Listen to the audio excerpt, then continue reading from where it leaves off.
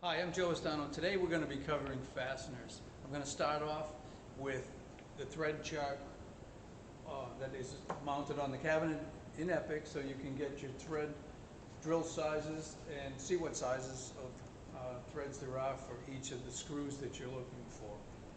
You got 832, would use a number 29, drill the hole, then tap the hole, and you'd have your threads. You can get this information from the chart. Every drill index has a series of information that goes along with it, so you can get that same information. If you looked up quarter 20 on the drill chart, it's a number 7, or the box, it's number 7, the drill index I should say. And you can also get it in the machinery handbook under fasteners and threading. They follow each other in the book, and you can learn an awful lot about the fasteners as well as your threads and metric as well as English as well as British. So here we have our tapping stations as well as the taps that are in the drawers. We have English, and the sizes range from 0 up to 5/8, 3/4 inch.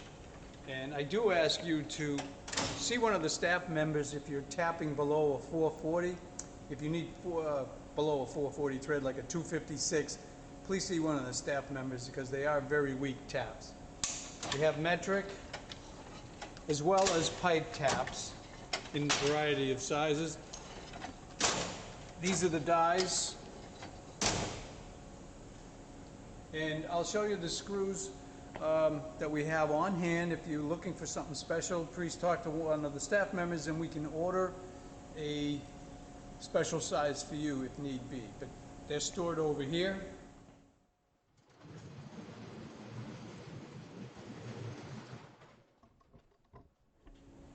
Okay, so here in the blue cabinet we have our threads.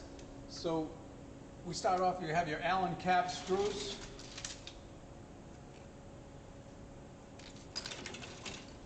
And then we drop into a different series of round head. Philister head screws, flat heads.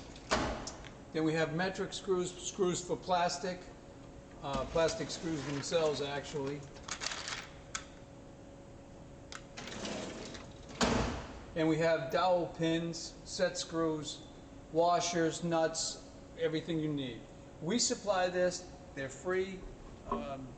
We control it so there's not packages all over the university with screws.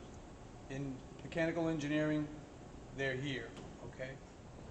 Okay, now we're gonna use some of these screws, fasteners, and components, and I'm gonna show you how things hold together. All right, first I'm gonna start off with a shaft that we turn on the lathe, and I put a flat on the shaft. That's where the set screw is gonna push against, so I don't mar up the diameter of the shaft. So if we were pulling a pulley on with a set screw holding it in place, I would tighten that set screw down onto the flat and it holds it on. Some set screws, the one I'm using here is flat on the end, such as this, and some have a cone shape where it actually punctures into the material or plastic so it doesn't back out. Another form of holding a wheel, pulley, or handle onto a shaft is with a cotter pin. The cotter pin is split, loops around, it fits in to a hole that you've drilled into the side. I always use a washer so as it's rotating, it doesn't mar up the face of the pulley or wheel, okay? And it runs smoothly. It's got a shoulder on the shaft, so it can't go in this direction, and the cotter pin and washer hold it so it can't go in that direction, and it spins.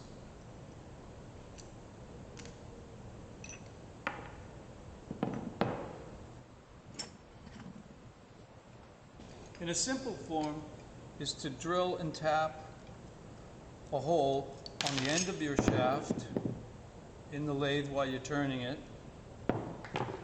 put your handle on, use a washer. Now, if you notice, it's hard to see, but I've left the shaft sticking out of the handle inside diameter about 10 thousandths, 0.01, and that's going to allow a little bit of play in the handle so it doesn't lock up as you're spinning it.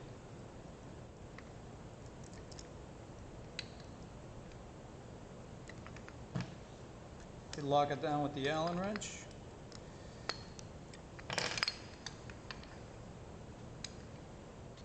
Here we have a snap ring,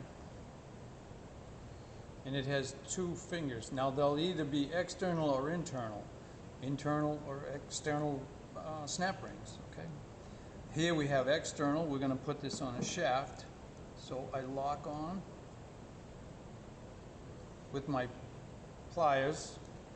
There's two dimples that come off and fit in that hole. It spins. When you release it, the snap ring drops into a groove into the shaft, and that's what's holding it on. Okay. Here we have a coupling. It's called a shaft coupling. It goes over the shaft. Now, this could be mounted to a large plate, a rectangle bar. Fits onto a shaft, and you can lock that. Again, the machine screw is locked with the Allen for support. Here we have a sheet metal screw that has a drill point, and it drills the hole that it needs, and then the threads follow in and lock the two parts together. Here I'm going to take a piece of aluminum with a piece of HDPE, showing you that they're both thin, and we can join them together using this screw.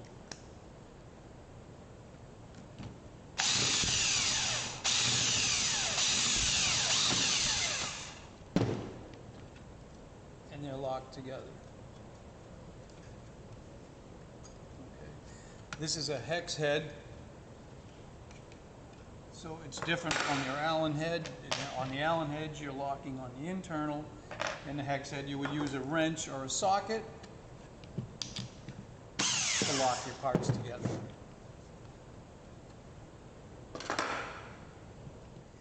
Here we have a pop rivet.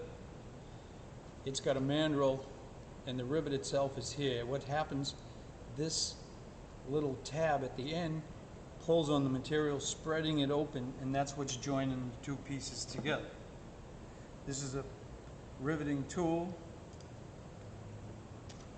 I'm using a 1/8 diameter rivet. You have two pieces of aluminum sheet. You pump the handle.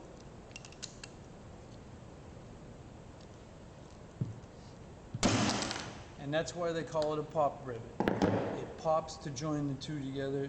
You can see that it's mushroomed out. And that's what's holding the two pieces together.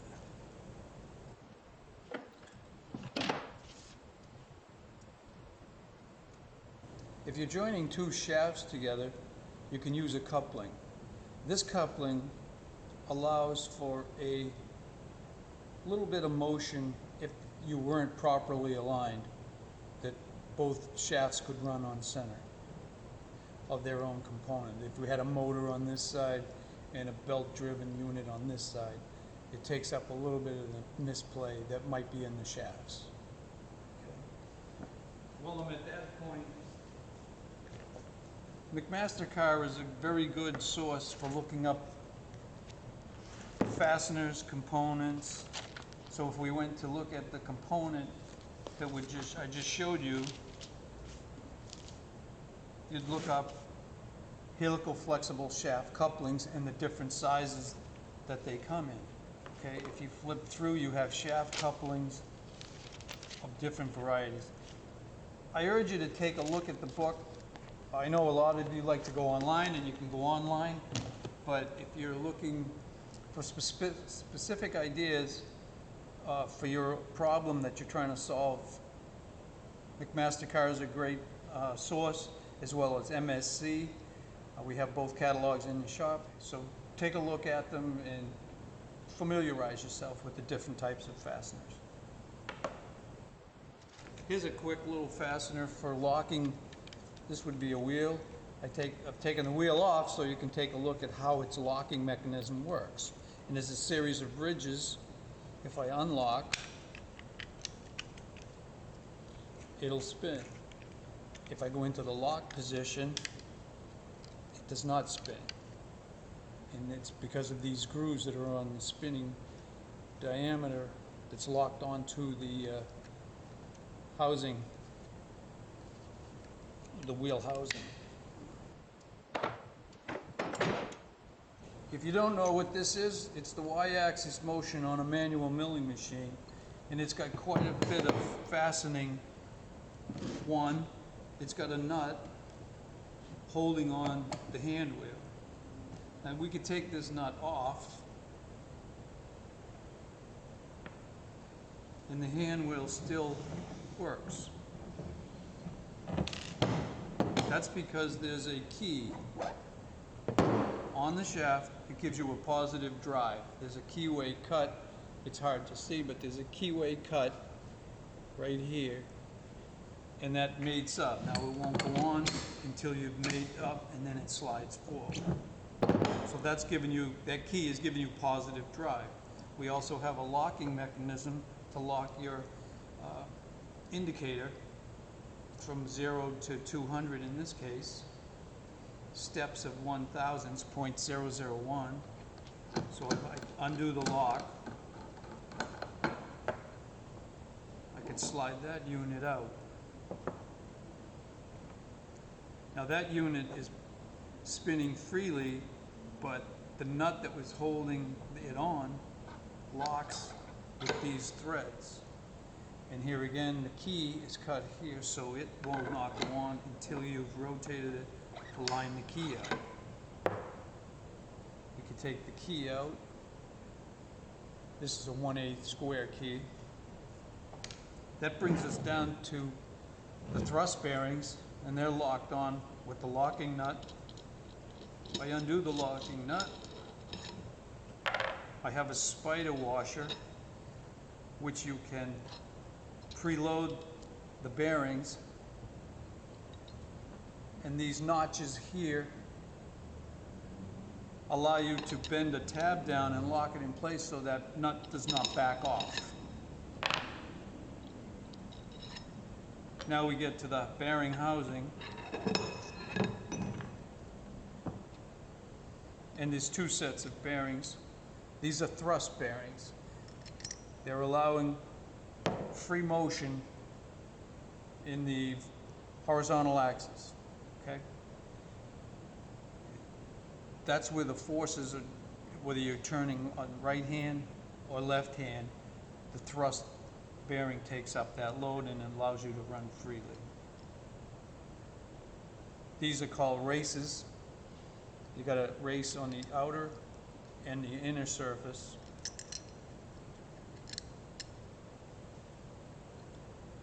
And there's one for each direction, like I said. So you'll always have two sets.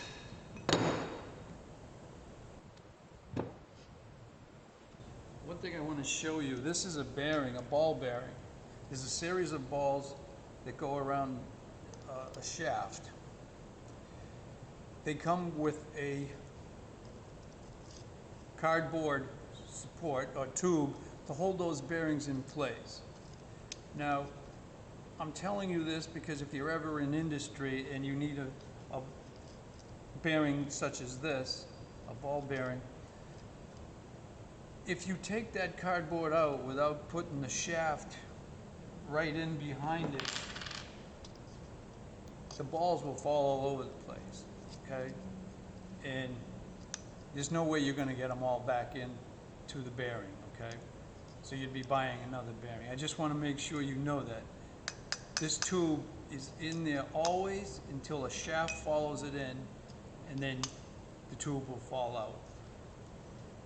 That pretty much sums up what I had to say.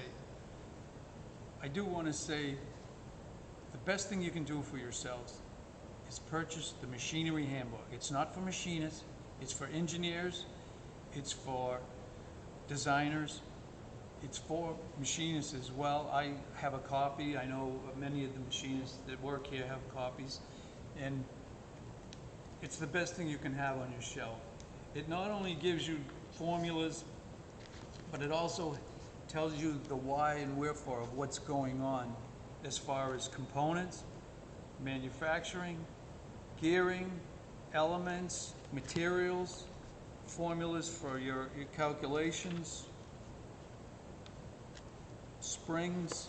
So please think of getting a copy of this. It'll help you out in industry as well as here at BU.